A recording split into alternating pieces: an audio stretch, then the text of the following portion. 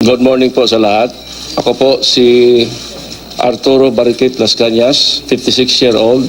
Isa pong retiradong pulis na membro ng Davao City Police Office. Ako po ay pinanganak at tubong Davao City. Dito po sa gagawin kong isang public confession. Ito po ay pagsunod ko po sa kagustuhan ng Diyos. At labis na takot sa Diyos, pagmahal sa bansa natin, at sa sarili ko pong konsensya. Dahil po dito po nagwakas ang blind obedience and loyalty ko sa isang tao, kay Mayor Rodrigo Roa Duterte, na ngayon po ay presidente ng bansa natin. Dito po, una ko pong tatalakayin ang mga sinasabi ni Edgar Matubato. Totoo po ang existence ng Davao Death Squad or DDS. Si Edgar po ay isa sa membro namin at isa po ako sa pasimuno nito. Ang pag-umpisa po ng Davao Death Squad, before po ito nag-umpisa, sa una pong pag-upo ni Mayor Duterte bilang mayor ng Davao City, ay nag-umpisa na po kami na tinatawag ng salvaging ng mga tao. Ito po ay mga suspect na gumagawa ng krimen sa Davao about illegal drugs. Na-implementa na po namin ang personal po na utos ni Mayor Rodi Duterte sa amin. Lumabas po ang pangalan na Davao Death Squad nung ni-raid namin yung isang drug den sa Bacaca Heights, Davao City. Dito po, ang City Director ng Davao, kung hindi ako nagkakamali, ay si Colonel Isidro Lapina. Dito po nataasan si Major Ildefonso Asintista na mag-compose ng grupo na gagawa ng assault dito sa bahay ng isang Alan Tancio na believed to be a drug lord. Nag-compose po kami ng grupo. Ako po, si Major Asintista, SPO3 Jerry Baguhin, SPO4 Paulincio Pabo, SPO1 Jim Tan, SPO1 Junito Ubales, at may iba pa po. At dito, kinuha po namin ang serbisyo na tinatawag na rebel returnees na galing sa Agdao area. Ito po ay lead by one Chris Lanay. Nitrain po namin sila sa pag-assault sa bahay na yon, doon po sa Laod Quarry, lead by SPO4 Ben Laod. After 5 days of training, ni-raid namin yung bahay ni Alan Tancio, lead by Chris Lanay at saka yung mga dating rebel returnees ng New People's Army. Dito po napatay ang katulong ni Alan Tancio. Wala po kaming nakuhang shabu. At dito nag-umpisa ang Davao Death Squad. Dahil po may iniwan kaming note na ito huwag pamarisan, and then nakalagay doon Davao Death Squad. Ito po ang umpisa sa lahat po mga ginagawa naming pagpatay sa Davao City. Ilibing man o itapon namin sa laot, ito po ay binabayaran kami ni Mayor Rodi Duterte. Kadalasan 20,000, minsan 50,000, at depende po sa status ng target, minsan 100,000. Ako po ay tumanggap ng allowance galing sa Office of the Mayor ng matagal ng panahon. Tumanggap ako ng 100,000 pesos. Una ko pong tatalakayin yung sinabi ni Edgar Matubato noon sa Senado. Yun po ang bombing ng mga Muslim mosque. Ito po ay totoo. Isa po ako sa inutosan ni Mayor Rody Duterte personal. Ako, si Major Makasait,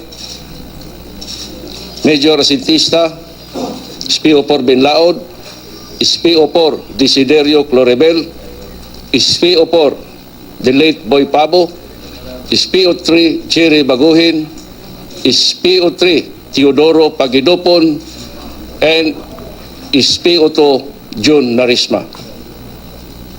Nung nangyari po ang pagbomba sa San Pedro Cathedral, kung hindi ako nagkamali, 2 days after, pumunta si Mayor Rody sa opisina ng anti-crime group. At dahil kami po ang core group, kami lang po ang personal na inutusan niya na gumanti sa pagbomba ng San Pedro Cathedral sa pamamagitan ng pagbomba sa mga Muslim mosque na within the EOR of Davao City. Hinati po ang grupo namin sa 3 group with the support of the Rebel Returnees Group. Ang grupo ko po ay pinangunahan ni SPO4 Dick Loribel, ako, si SPO4 Boy Pabo at isang RRA o Rebel Returnee na tinatawag namin na Force Multiplier. Nasayin po kami na bombahin ang Kamamara Muslim Mosque along the Diversion Road ng Davao City. Binomba po namin ang Kamamara Mosque gamit ang granada. Yung grupo ni Edgar, sa ibang sulok sila ng Davao City. And then po, the following day, nag-announce po si former Senator Nini Pimentel na merong anarchy sa Davao City. And then dahil po doon, nagbigay sa amin ng instruction ang task group commander namin na si dating Major Makasait na to stop the bombing operation. Baka magkaroon ng isang Senate inquiry. And then for several days, binigyan kami ni Major Makasait ng 200,000 pesos. Ang sabi niya, meron pinadala si Mayor Rudy na 300. Sa amin ang 200,000, sa kanya ang 100,000. Dito po, patutunayan ko na totoo ang sinasabi ni Edgar Matubato. May isa pang incident. Ito po ay paggawa namin na pagmasakir sa isang buong pamilya na taga General Santos City. Ang nangyari po ay ganito. Merong kaso sa Davao City noon, way back 20 plus years ago. Merong kinidnap na isang Mrs. Abaca sa Davao City.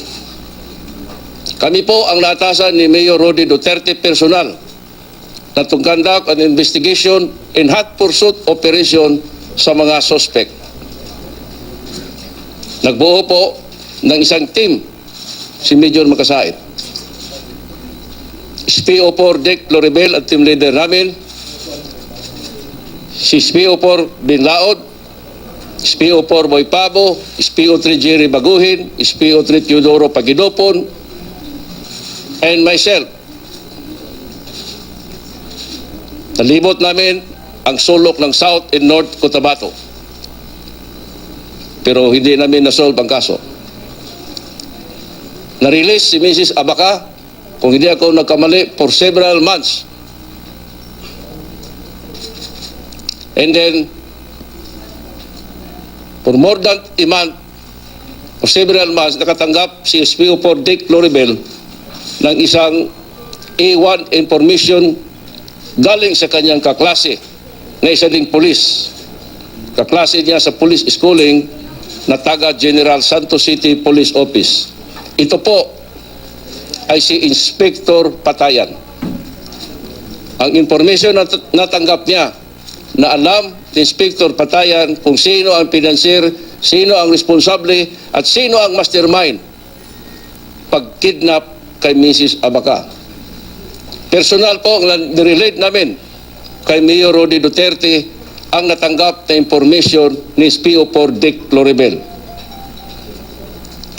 At instruction ni Mayor Duterte, ipalo up sa Jinsan, kausapin ang source of information. Agad-agad po, pinuntahan namin sa General Santos City at doon na-meet ko personal ng grupo namin si Inspector Patayan, malapit sa City Hall ng General Santos City. At dito, nirelate lahat ni Inspector Patayan ang sinasabi niyang A1 information.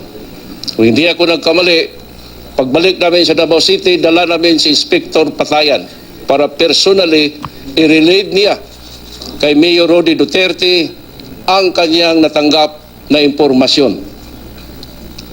At sa Davao City po, personal na nakausap ni Inspector Patayan, kami, si Mayor Duterte at si Major Magsaysay. And after that, nagawa po ng operational plan si Major Magsaysay. As per approval ni Mayor Duterte, nag-order siya. Napuntahan namin ang lugar at yung sinasabi ni Inspector Patayan na mastermind o possible financier ng pagkidnap kay Mrs. Abaca, na tawagin ko na lang pong siya po si Mr. Patasaha. Kung hindi ako nagkamali. Dahil po sa information ni Inspector Patayan, nakuha namin si Mr. Patasaha. Hinarang namin ang kanyang sasakyan na isang Ford Pera type van, hindi ako nagkamali, color blue. At dito, nadiskubrihan namin nakasama ang kanyang buong pamilya. Yung kanyang buntis na asawa na 7-month-old, ang kanyang anak na 4 o 5-year-old, ang kanyang manugang na 70-plus-year-old na lalaki, ang kanyang katulong na babae, at ang kanyang helper na lalaki na on board sa likod na sasakyan. Kinuha namin si Mr. Patasayan, ako ang nag-drive sa kanyang sasakyan, nilipat namin ang kanyang misis sa likod ng kanyang sasakyan. Nasa front, pinagitnaan namin siya ni SPO4 Bin Laod. As per order po ng team leader namin na si Dick Floribel, dinala namin ang sasakyan going to Davao City. Pero while on mobiling, nag-order si SPO4 Floribel. Nung lumabas na kami sa siyudad ng General Santos City, going to Malongen area ng Sarangani Province, tinabi ko ang sasakyan. Dito po, nilipat namin ang buong pamilya. Ang dala namin sasakyan ay isang Tamaraw FX van type color white at yung pick-up na dala ni SPO4 Floribel na Toyota Hilux. Ang sasakyan po ni Mr. Patasaha ay giparking ko doon sa isang madamong lugar along the highway. In short po, nadala namin si Mr. Patasaha sa Laod Quarry as instruction ni Dick Floribel. At dito sa Laod Quarry, may isang bahay na doon gilagay namin si Mr. Patasaha, yung kanyang manugang na lalaki, yung helper na lalaki, at saka yung katulong na babae. Si Mrs. Patasaha ay nasa labas doon sa isang open na kubo, at saka yung kanyang anak na 4 o 5-year-old na lalaki. Dito nagkandak ang grupo namin ng initial investigation about sa kidnapping na allegedly itong subject na tao na pinangalanan kong Mr. Patasaha ay isa sa mga financier o mastermind. For more than an hour, inutusan ako ni SPO4 Floribel na drivean ko ang van type namin na sasakyan. Dahil puntahan namin si Mayor Rody Duterte para i-report niya ang initial findings niya sa kanyang investigation about sa subject na tao. At i-explain din niya kung bakit nadala ang buong pamilya. Pumunta po kami sa isang lugar sa Icolan, Davao City, at doon po si Mayor. Doon din si Major Makasait. Ako, si Dick Loribel, si SPO3 Pagidopon ang pupunta. Ako ang nag-drive sa sasakyan namin. At dito po nilatag lahat ni SPO4 Loribel ang kanyang initial findings ng kanyang investigation. At dahil dito, nag-commence si Major Makasait na positive itong subject na involved sa kidnapping, dapat erase na at erase ang lahat. Meaning, patayin na at patayin lahat. Dito po, nagbigay ng ghost signal si Mayor Rody Duterte. Ang sabi niya, sige, limpyo lang. Bisaya parlance po ito. Ang ibig pong sabihin, sige, malinis lang. In short po, bumalik kami sa quarry. Doon, sumunod si Major Makasait. Nagdala pa siya ng pansit, tinapay at soft drinks dahil ang naiwan ng mga kasama namin sa quarry wala pang pagkain. At dito po, meron silang conversation ni SPO4 Loribel at umalis si Major Makasait. Siguro for more than an hour.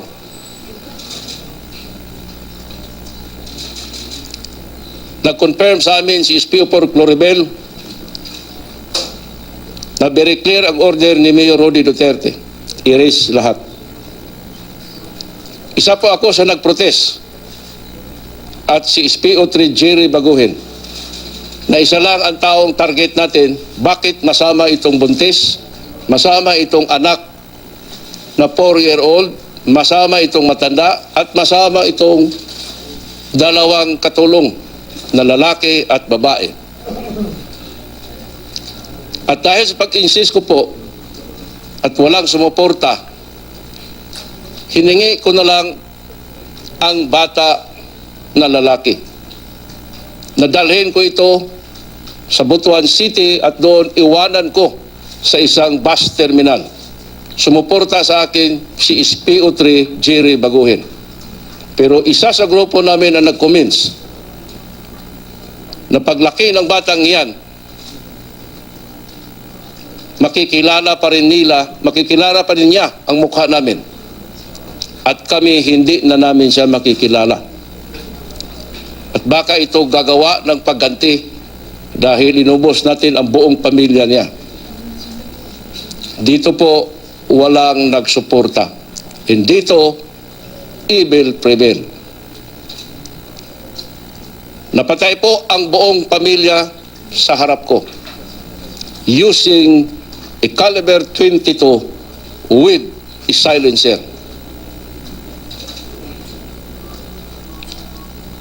And the rest po is history. Ilang araw po ito, tinawag kami ni Major Makasait. At mayroong binigay na pabuya galing daw kay Mayor Rodrigo Roa Duterte. Isa pa pong kaso na talakayin ko sa inyo ay ang pagpatay kay John Porras Pala.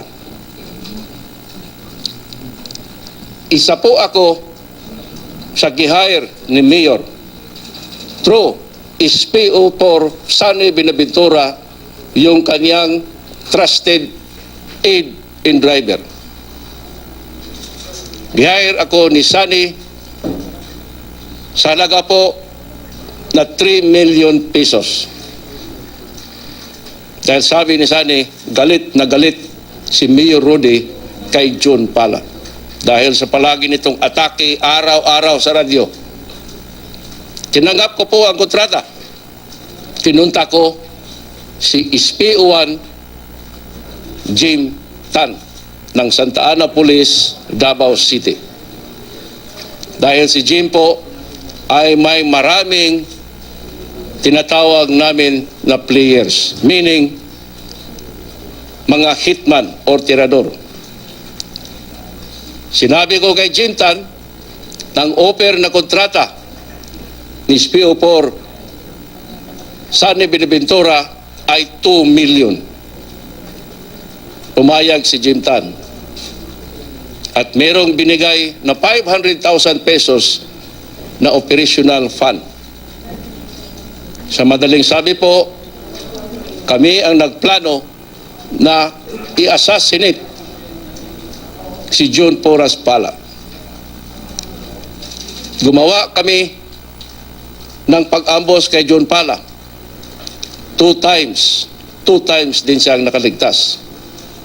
Dito ginamit ni Jim Tan ang kaniyang mga players na ito po ay sina Valentin Duhilag, Roland Duhilag, Alan Duhilag at isang alias Joy. Ito po sila ay mga river returnees from the Mandog area ng Davao City. Nakalipas po ang ilang buwan, naglaylo kami. And then sa isang sitwasyon, nagkita kami ni Mayor Rody. May isa pong mall sa Davao City na nagkape ako. At doon po sa 3rd floor, nakita ko si Mayor Rody na naglalakad, walang security. Nilapitan ko siya at ang bulong niya sa akin sa Bisaya, unsabay na hitabo pag-ambos ninyo kay John Pala. Ang sabi ko sa kanya, I'm sorry sir. Ang sagot naman niya sa akin, take time. Ayaw pagdali. And then nakiwalay kami ng landas. For several months pa, inintroduce sa akin ni Sunny Buenaventura si Jerry Trosio.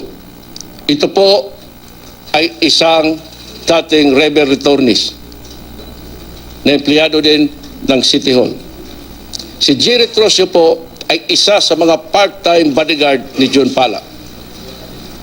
Gihire siya ni Sunny Buenaventura para gawin naming intelligence doon sa grupo ni John Pala sa halaga po na 350,000 pesos. Pumayag si Jerry Trosio. At dito po, nagkaroon kami ng malinaw na idea doon sa Wikis Point ni John Pala. At sa madaling sabi po, isang gabi, nagbigay sa amin si Jerry ng impormasyon na si John Pala ay maglaro ng tungit sa kaniyang kapitbahay. At dito kasama si Jerry. Ang gagawin lang niyang signal ay 2 missed calls. Nangyari po ito. Tinawagan ko po si Jim Tan. Meron din kaming code na it's showtime. Proceed si Jim Tan on board sa isang Toyota Tamaraw FX na 4 doors. Kasama po itong Duhilag Brothers. In short of the story, napatay si John Pala. 2 days after, binigyan kami ni Mayor Rody Duterte through SPO4 Sunny Buenaventura ng 3 million pesos. Hinati namin ni Sunny Buenaventura ang 1 million and then gipresent ko kay Jim Tan ang 2 million pesos. Binigay ni Jim Tan sa akin ang 1 million, kay Jim Tan ang 1 million. Para sa kanya at sa kanyang players. At for several months, kung hindi ako nagkamali, tinawag ako ni Sunny Buenaventura through cellphone, nag-advise sa akin na mag-proceed sa bahay ng girlfriend ni Mayor Rody Duterte is Ecolan. Kasi doon, pagbigay pa si Mayor Rody ng bonus sa amin. Ang sabi ko kay Sunny, pagsama ba kami? Sabi niya, tapos na ako. Kunin mo ang 1 million mo doon. Pumunta ako mag-isa. Pumasok ako sa bahay. At noon, sinabi ni Mayor Rudy sa akin ang 1 million. Sabi niya 1 million. Tinanggap ko at sabi ko, salamat sir. And then umalis ako. Ito po ang buong katotohanan sa Pala murder case. Consider na po ito ngayon as solved. Isa ako sa nagpatay kay John Pala. Isa pa po tatalakayin ko na kaso ay ito po ang tao na pinahuli sa amin ni Mayor Rudy Duterte. Ito po ay notorious na dating sundalo ng Philippine Constabulary. Nabanggit po ito ni Edgar, ito si John Bersabal. In short po, nakuha namin ito sa Kaputian, Samal, recorded po ito ng polis ng Samal. Dahil ang pag-aresto po namin ay covered kami ng warrant of arrest. At dito po, dinala namin siya personal kay Mayor Rudy Duterte. At dito nakausap siya ni Mayor at minura ni Mayor Rudy. Ang sabi ni Mayor sa amin, in Visayan parlance, lubaan na ninyo. Meaning, patayin nyo na yan. Dito nahirapan kami kasi na-present ito sa Kaputian Police. Ang kasama ko po na nag-present sa kanya, si SPO3 Jerry Baguhin, si SPO4 Boy Pabo. At dito po, nahirapan kami. Pero ang ginawa namin, pinuntahan namin ang Chief of Police ng Sigaboy Police Station. Kasi dito po, na-issue ang warrant of arrest from the Davao Oriental Court. Dahil dito, kinausap namin ang Station Commander ng Sigaboy, na noon po ay si Inspector Romel Mitra. Dito po, binigay namin kay Inspector Mitra ang gusto ni Mayor. Pumayag po si Inspector Mitra dahil notorious nga itong taong ito, si John Bersabal. Sabi namin kay Inspector Mitra, pirmahan mo lang yung logbook namin na you receive the living body of John Bersabal. Pagkatapos nito, isenaryo mo mamayang gabi na si John Bersabal ay naka-escape. Dahil sa gabi ngayon, pag-uwi namin ng Davao, along the way, itatapo namin ang katawan ni John Bersabal. Nangyari po ito. Nakita si John Bersabal, banda ng Compostela Valley, patay na. Dito po, nakasuhan po kami at ang Sigaboy Police. Tinatawag kami sa Commission on Human Rights ng Davao City. At dahil po dito, gipresent namin yung logbook na na-receive ang katawan ni John Bersabal, buhay ng Sigaboy Police. At dito hindi kami nasama sa kaso. Ang nakasuhan lang po yung isang pulis na kinausap namin na huwag siyang mag-alala kasi si Mayor Rudy na lahat ang bahala. In fact, gipresent namin siya bago kami nag-present sa CHR ng Davao City. Personal kay Mayor Rudy at si Inspector Mitra. At sinabi ni Mayor Rudy na huwag siyang mag-alala, siya ang bahala lahat. Pati na sa kanyang salary sa pulis na mawala kung masuspended siya. At dahil po doon sa kaso niya sa human rights, na suspended itong pulis na ito. Pagkaalam ko, 6 months. Pero kontinto naman siya sa kanyang suspension. Ito po ang buong katotohanan. Isa pa po, dahil po sa may blind loyalty and obedience kay Mayor Rudy Duterte at sa kanyang campaign against criminality and illegal drugs, dito po nakagawa ako ng isang illegal judgment call that led to the untimely death of my two brothers. Sila po ay involved sa illegal drugs, gumamit ng illegal drugs at nagproteksyon. Napakasakit po ang ginawa kong desisyon. Wala po nakakaalam nito except ako lang. Alam ko ngayon, yung mga pamangkin ko na nalaman nila na isa ako sa instrumento sa pagkapatay ng dalawa kong kapatid, si Cecilio at si Fernando. Tanggap ko po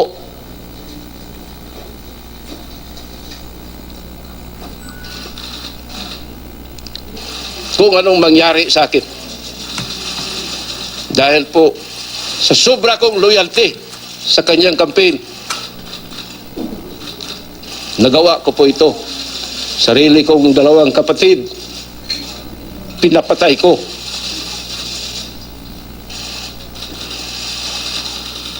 Panawagan ko po sa mga kasamahan ko sa pambansang kapulisan na hindi po solusyon ang pagpatay. Managot po tayo sa batas ng tao at batas ng Diyos. Usigin tayo ng konsensya natin hanggang sa katapusan ng angka natin. Kung dalahin natin ito sa libingan natin, papatay man ako o papatayin ako, kontento na ako na nagawa ko ang promise ko sa Diyos. Magsagawa ng isang public confession. Sana po darating ang panahon na magkaroon tayo ng isang pambansang kapulisan na totoo po na may dangal, maka-Diyos, makabayan at makatao, na totoo po tungkulin ang kanyang sinumpaang tungkulin na magsilbi sa bayan, to serve and protect para po sa ikabubuti ng nakararami. Hindi po to serve and collect. God bless po sa bansa natin at sa pambansang kapulisan. Salamat po.